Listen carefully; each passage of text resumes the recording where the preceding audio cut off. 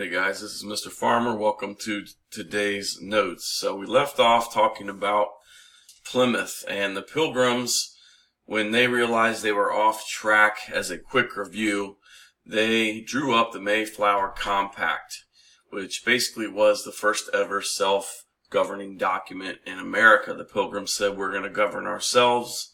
We're going to make our own rules that give us a safe and orderly environment. So that's just a quick review. So today now we are going to talk about the first of three regions of colonies. So this is the same map you see up at the front of the room. There are three regions of colonies. You see there are the southern colonies here, there are the middle colonies, and there are the New England. So today we are just going to talk about the New England colonies. So they're very different than the southern colonies and the middle colonies.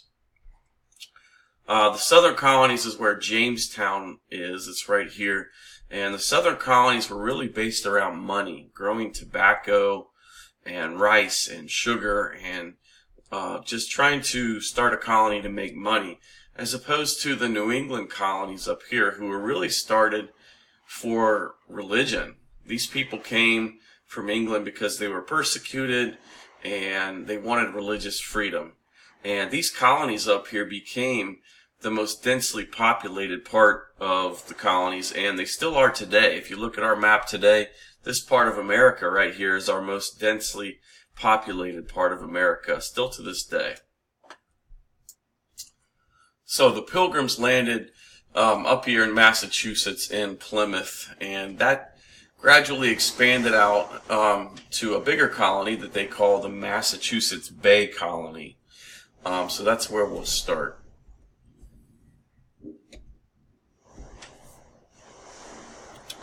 So the Massachusetts Bay Colony was centered around religion, and these were mainly Puritans that came here from England for religious freedom. Now the only problem with that is that these Puritans were kind of hypocrites, and I don't know if you know what a hypocrite is, but a hypocrite is somebody who says, don't do this, and then they do it. It could be someone that says, don't smoke cigarettes, and then they go out and smoke a cigarette. That's a hypocrite. Well, the Puritans were kind of hypocrites because they left England because there was no religious freedom. The king said you had to be a member of the Church of England or you were persecuted. Well, so what did they do? They came to Massachusetts and basically created a system where you had to be a Puritan.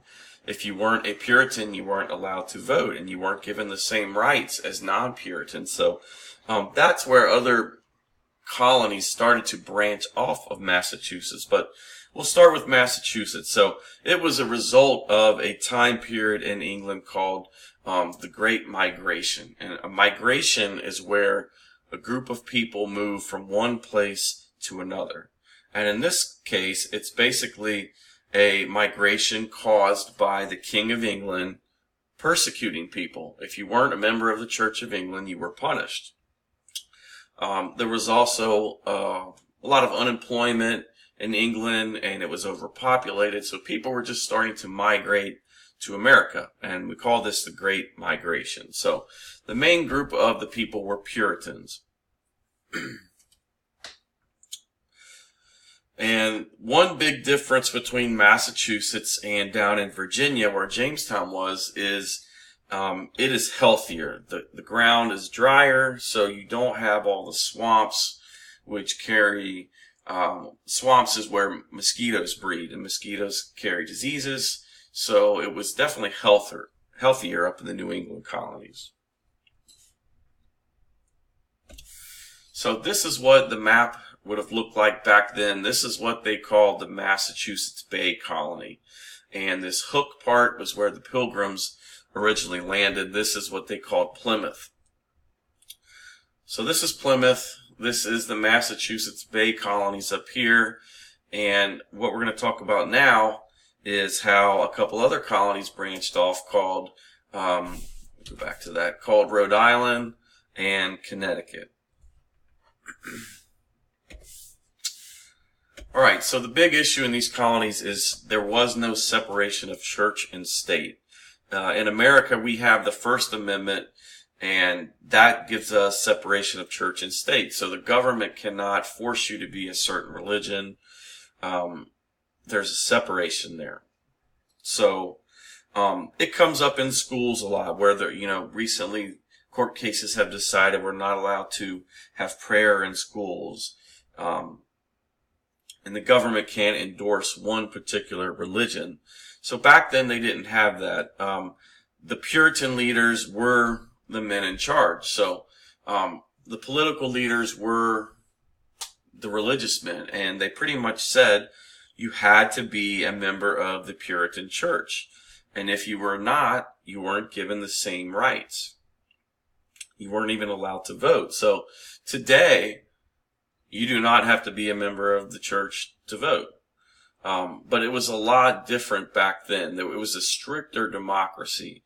You had to be a property owner, and you also had to be a member of the church. You also had to be male. You also had to be white. You also had to be 21 years old. So today, a lot of those restrictions are gone. Today, you don't have to be white. You don't have to be a male. You only have to be 18 years old.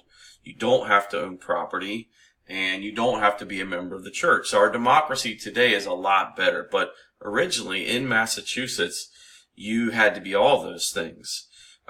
So you could only vote if you were a member of the Puritan church. So some people started to break away and form their own colonies because they didn't like this situation. Again, some people saw that this was being a hypocrite. They left England for religious freedom, and then they come to America and basically set up a system where there was no religious freedom. If you weren't a Puritan, you weren't even allowed to vote. So a man named Thomas Hooker decides to break away and form his own colony, and he writes up the first ever constitution in America, and it's called the Fundamental Orders of Connecticut. And he forms his own state called Connecticut. And this Fundamental Orders of Connecticut lays out a law that you do not have to be a member of the church to vote. So non-church members could vote for the first time in the state of Connecticut. Not too long after this, there was a woman who was actually kicked out of Massachusetts, and her name was Anne Hutchinson. And she was kicked out because she was speaking bad about the government taking land from Native Americans.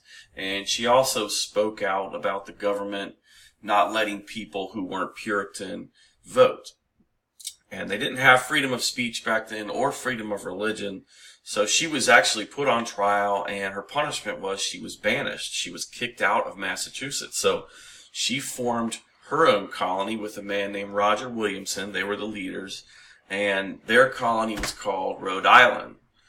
And in Rhode Island, they had complete separation of church and state. So the religious leaders and the government leaders were separate. And it's still a state today, and it is our smallest state. Okay, the last point I want to talk about today is the economy. So how is the economy different in the New England colonies? Well, the biggest difference is up in the New England colonies, it was colder. So they couldn't have the big plantations that they had in the South back then.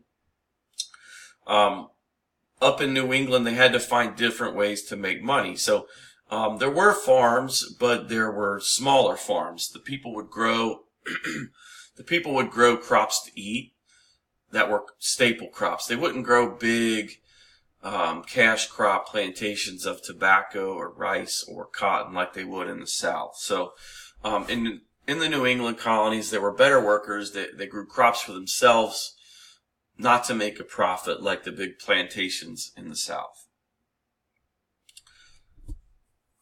So one resource that they had in the New England colonies that didn't exist, well, it did exist, but in the South it was warmer, so they could have big plantations. So in the New England, they utilized the Atlantic Ocean. So a lot of the big towns there that started to pop up, like Boston, really utilized the harbors. And their big way of making money, their economy. Economy means, your financial system. So how they made money was with the ocean. So they used the harbors. So their big financial success came from fishing and shipbuilding. So they had smaller farms, not many slaves like the South. The South is where they had big plantations and lots of slaves. So in New England, it was focused around fishing and shipbuilding. They would build boats and repair boats, sell boats, and use those boats to conduct commerce and trade and fishing.